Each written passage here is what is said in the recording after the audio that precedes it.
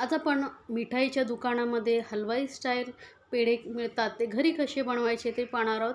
अगदी साधी सोपी रेसिपी आहे, तुम्ही कोणीही सहज बनवू शकतं आणि साहित्यही खूप कमी लागतं. अगदी व्यवस्थित मी तुम्हाला सांगणार आहे कसे बनवायचे. एकदा नक्की बनवून बघा, बाहेरून पेढे आणणं विसरून जाल.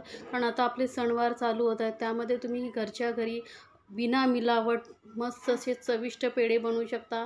हे पेढे तुम्ही बनवून फ्रीजमध्ये हफ्ताभरही स्टोअर करून ठेवू शकता. बघा मस्त टेक्स्चर आलेलं आहे आपल्या पेढ्याला. एकदम मस्त असे मऊसूत पेढे आपले घरच्या घरी तयार होतात. तर बघूया आपण कसे बनवायचे आहे. तर त्यासाठी इथे आपल्याला लागणार आहे पनीर. तर इथे मी 200 ग्राम पनीर घेतलेलं आहे आणि पनीर ताजंच आपल्याला घ्यावं लागणार आहे. फ्रेश पनीर घ्यायचं आहे. आता हे पनीर आपण कुस्करून घेणार आहोत. तर हाताने रफली आपल्याला याला कुस्करून घ्यायचं आहे. मलाई पनीर मी घेतलेलं आहे, त्यामुळे आपले जे पेढे आहेत खूप छान असे मलाईदार होणार आहेत. त्यामुळे हे पनीर मी आता कुस्करून घेते. हातानेच आपण असं बघा रफली कुस्करून घेतलेलं आहे. अगदी एकदम स्मॅश वगैरे करायची गरज नाही आहे. तर आता हे आपल्याला एका मिक्सर जारमध्ये घालायचं आहे. तर एक मिक्सर जार घेऊन त्यामध्ये हे पनीर पूर्ण आपण घालून घेणार आहोत. तर बघा मस्त असं आपण हे पनीर कुस्करून मिक्सर जारमध्ये घालून घेतलेलं आहे. आता यामध्ये आपण घालणार आहोत 1 कप मिल्क पावडर. तुम्ही कुठल्याही ब्रँडचं मिल्क पावडर घेऊ शकता किंवा ते 10-10 रुपयाचे सॅशे येतात तेही घेऊ शकता. सोबतच अर्धा कप इथे मी कंडेन्स मिल्क घालते आहे. याऐवजी तुम्ही साखरही घालू शकता. 1 कप साखर घालू शकता. इथे मी अर्धा कप कंडेन्स मिल्क घातलेलं आहे, कारण आपण जी मिल्क पावडर घातली आहे तीही गोड असते, त्यामुळे अर्धा कप बस होतो. सोबतच इथे 1 कप मी दूध घालते. एक कुठलातरी कप घ्या, त्याने सर्व साहित्य मापून घेतलात का तुमची व्यवस्थित रेसिपी तयार होईल. तर आता हे मस्त असं मिक्सर एकदम बारीक स्मूथ होईपर्यंत फिरून घेतलेलं बघा. एकदम मस्त स्मूथ झालेलं आहे. कुठेही गाठी उठळ्या राहिलेल्या नाही आहेत. तर असं वाटत असेल तर थोडा वेळ परत फिरून घ्या तुम्ही मिक्सरला. आणि हे सर्व जे मिश्रण आहे ते आपण एका पॅनमध्ये घालून घेणार आहोत. नॉनस्टिक पॅन घ्या किंवा मग जाडबुडाची कढई वगैरे घ्या. त्यामुळे काय होईल, हे मिश्रण जे आहे खाली लागणार नाही, नाहीतर आपल्या पेढ्यांची टेस्ट आहे ती बिघडेल. त्यामुळे आपल्याला एकदम व्यवस्थित नॉनस्टिक पॅन किंवा जाडबुडाचा पॅन घ्यायचा आहे.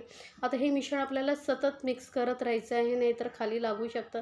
कारण यामध्ये आपण पनीर घातलेलं आहे, मिल्क पावडर घातलेलं आहे, त्यामुळे सतत आपल्याला मध्ये मध्ये मिक्स करत राहायचं. आणि साईडने जे बघा लागतं हे पॅनला, तेही मध्ये मध्ये मिक्स करत राहायचं आहे. यामुळे काय मस्त असं टेक्स्चर येणार आहे, मलईदार असं आपलं टेक्स्चर येणार आहे पेढ्यांना. तर हे सर्व आता असं सतत मिक्स करत आपण घट्टसर होईपर्यंत शिजवून घ्यायचं आहे. मी दाखवलेल्या रेसिपी जर तुम्हाला आवडत असतील तर चॅनलला लाईक्स, कमेंट्स आणि सबस्क्राईब करायला विसरू नका. सोबतच बेल आयकॉनवरती क्लिक करा, म्हणजे माझ्या नवीन रेसिपीची नोटिफिकेशन लगेचच तुमच्यापर्यंत पोहोचेल.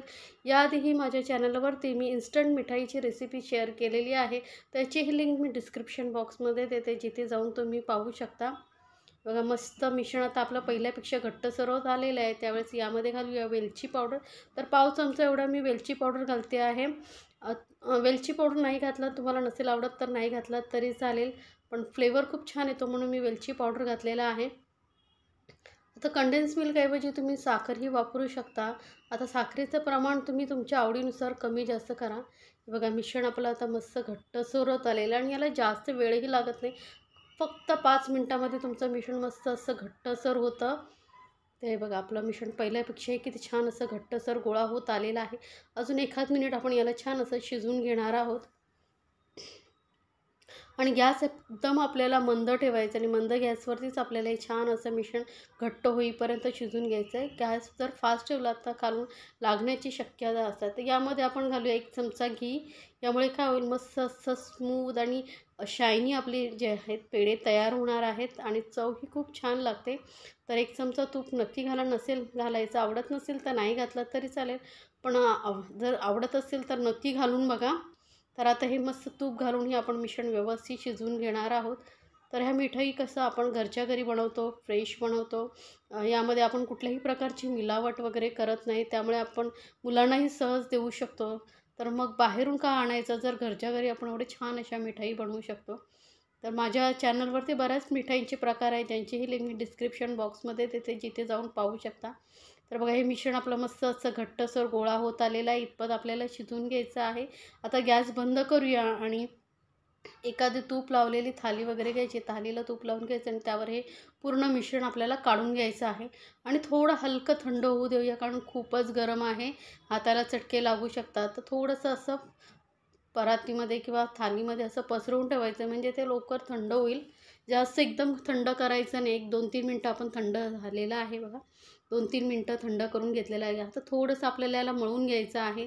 तर थोडं हाताला चटके लागत आहेत बघा. तर मी स्पॅच्युलाने याला असं एकत्र करून घेते. थोडं थंड करून असं स्मॅश करत जाऊया, म्हणजे मिश्रणही आपलं थंड होईल आणि आपल्याला मग त्याला पेढ्यांना स्मूथ असं टेक्स्चर येईल.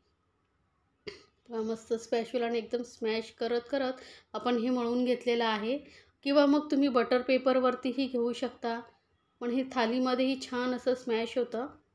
तर बघा मिश्रण आपलं मस्त स्मॅश गोळा झालेला आहे. हाताला तूप लावून घ्यायचं आहे आपल्याला आणि याचे छोटे छोटे बॉल आपण बनवून घेणार आहोत. आता तुम्हाला पेढ्यांची साईज किती हवी आहे त्यानुसार तुम्ही याचे बॉल घेऊन पेढ्यांचा शेप देऊ शकता. हातावरती गोल गोल फिरून गोळा करून याला मस्त असं हलकं हाताने चपटून घ्यायचं आहे.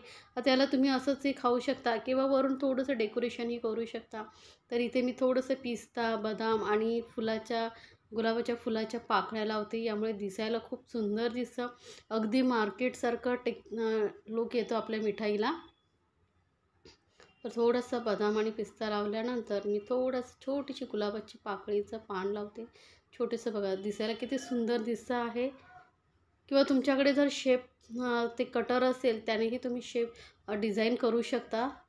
तर आणि असं प्लेटमध्ये आपण एक एक ठेवून घेणार आहोत.